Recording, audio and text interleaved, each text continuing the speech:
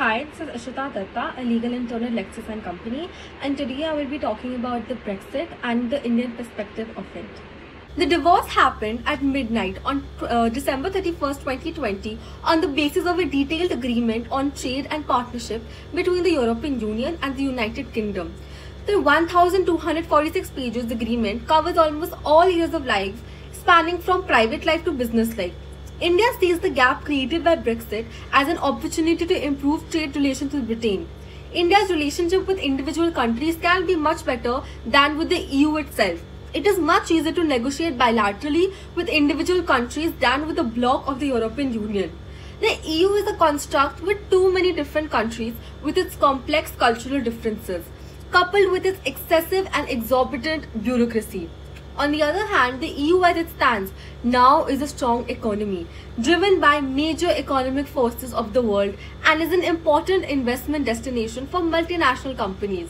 The EU is also an emerging global market, offering a larger platform for trade and of course bigger than Great Britain, hence the most important or more important partner for India. The EU as a single market is India's largest economic partner with a reciprocal trade of 115.6 billion and the second largest destination for Indian exports, 14% of the total. The EU's foreign investment in India increased from 8% to 18% during the last decade, making it the largest investor in India with a total investment of 75.8 billion euros in 2019.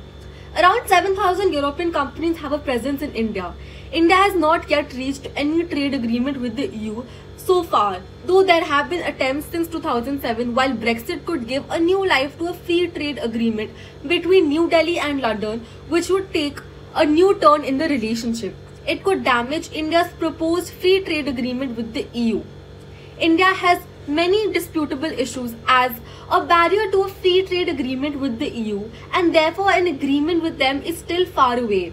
The lack of such an agreement will be a huge obstacle for the Indian companies to set up their units over there, which they so far have been managing through their London subsidiaries.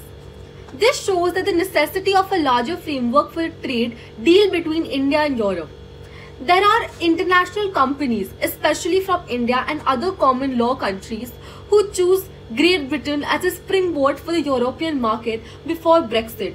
London has been a favorite hotspot for India and African countries due to its historical bondage and influence of language. India follows common law, which has its roots in English laws, whereas the European Union follows the civil law culture, which has its origin from the old tradition of Latin countries: Italy, France, Spain, and Germany. The question arises not only for British companies but again for these international companies as well as to how they establish or reinvent themselves on the European soil after Brexit in the light of new rules and regulations. Although both sides, the UK and the EU, were able to agree on various facets of business which were rooted in one commonality during the last 44 years of relationship, companies will face numerous problems due to the divergent laws due to their historical legal cultures. One of the direct impacts will be the strict compliance of customs formalities for the traders, exporters and importers, resulting in the relocation of such companies from London to Frankfurt or any other capital of EU countries.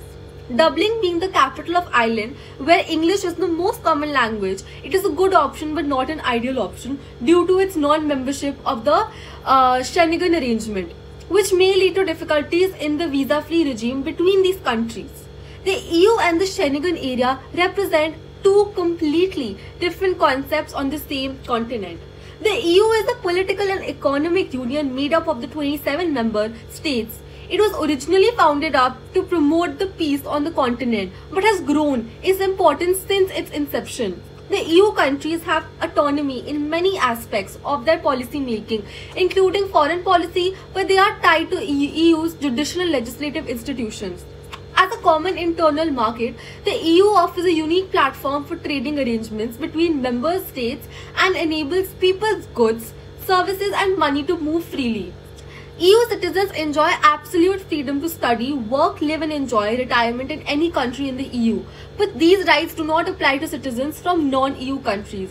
Visitors to the EU can travel freely between the countries of the Schengen area after entering one of the Schengen countries, but not all EU countries belong to the Schengen area.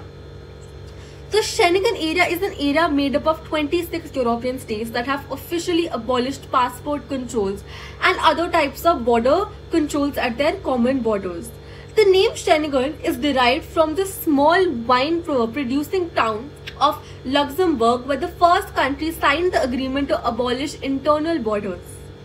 For visitors and travelers to the EU, this basically means that the Schengen area acts as a common entity without borders. For example, if you enter one Schengen country, you can also enter all the other Schengen countries.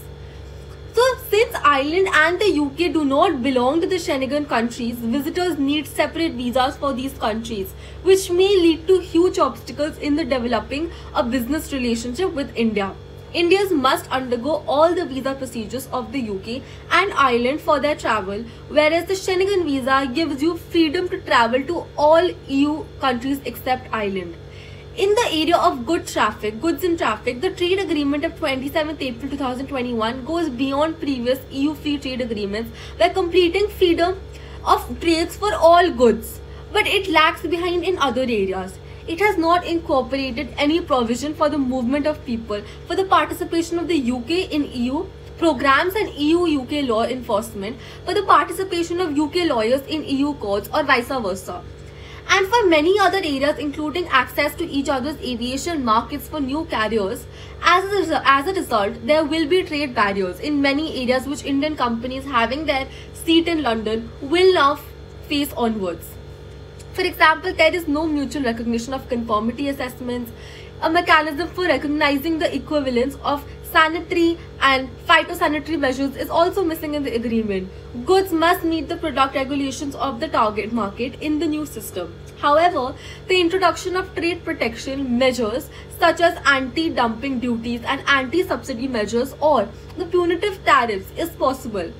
The proof of preferential origin is allowed as a part of a self-certification system, and a movement certificate is not provided for in the agreement. Exporters certify that the origin of the goods by means of a declaration of origin on the commercial invoice. Alternatively, the declaration can be withdrawn upon another commercial paper, provided that the goods are described in sufficient details in the document to be able to identify them. The declaration of the origin requires the indication of an exporter reference number, and the registration of reference is not required for exports with a value of less than 6,000 euros. Exemption from duty only applies to original products of the contracting parties. So it is only granted if goods originate in the EU or UK. Brexit has raised more questions than it answers. New Brexit rules of trade and partnership. First, no visa-free regime is allowed. Freedom of trade for goods is allowed, but freedom of service industry is limited. So preferential origin is allowed. Second is compliance with the product regulations of the target market. Third is no mutual recognition of conformity assessments. References to international standards. Fourth is self-certification of conformity for low-risk goods. Fifth is sector attachments for wine, organic goods, as well as in the automotive, pharmaceutical and chemical sectors. Standards and mutual recognition. There is only limited access for the service industry to each other's sector. Sixth is professional degrees and qualifications are no longer accepted by each side automatically and mutually. Seventh is the agreement has special provisions for motor vehicles, engineering, equipment, parts, medicinal products, organic products, chemicals, pharmaceuticals products, and even sanitary measures and fisheries. Thank you so much.